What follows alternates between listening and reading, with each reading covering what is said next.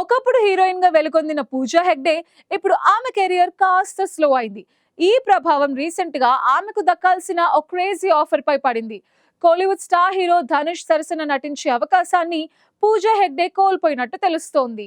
టాలీవుడ్ లో ఒకప్పుడు top heroine గా వెలిగిన పూజా హెగ్డే అందం, అభినయం, డాన్స్ లతో తనకంటూ ప్రత్యేక గుర్తింపు సంపాదించింది.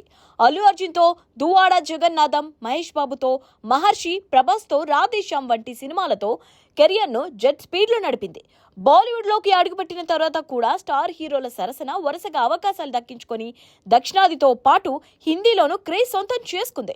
అయితే ఇటీవల పూజా కెరీర్ లో హీట్స్ కొరవడ్డాయి. బీస్ట్, ఆచార్య, రాధేశ్యామ్, తాజాగా రెట్రో వంటి సినిమాలు బాక్సాఫీస్ వద్ద ఆశించిన విజయం సాధించలేదు. అయితే ఈ వరుస ఫ్లాప్లతో ఆమె క్రేజ్ కాస్త తగ్గినట్లు కనిపిస్తోంది.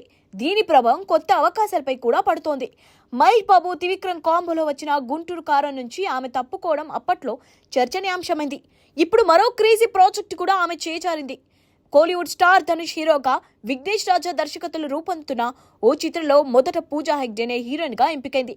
అయితే ఆమె వరుస ఫ్లాప్లు, రెమ్యునరేషన్ విషయంలో తలెత్తిన విభేదాల కారణంగా మేకర్స్ ఆమెను పక్కన పెట్టి మలయాళ బూటి మమితా బైజును తీసుకున్నారని కోలీవుడ్ వర్గాలు చెప్తున్నాయి. ప్రేమలు సినిమాతో మంచి గుర్తింపు తెచ్చుకున్న మమితా ప్రస్తుతం దళపతి విజయ్, సూర్య సినిమాల్లోనూ నటిస్తూ క్రేజ్ సంపాదిస్తోంది. ఈ ధనుష్ సినిమా ఆమెకు మరింత గుర్తింపు తెచ్చే అవకాశం ఉందని విశ్లేషకులు అంచనా వేస్తున్నారు. అయినప్పటికీ పూజా హెగ్డే చేతిలో ఇంకా భారీ ప్రాజెక్టులు ఉన్నాయి.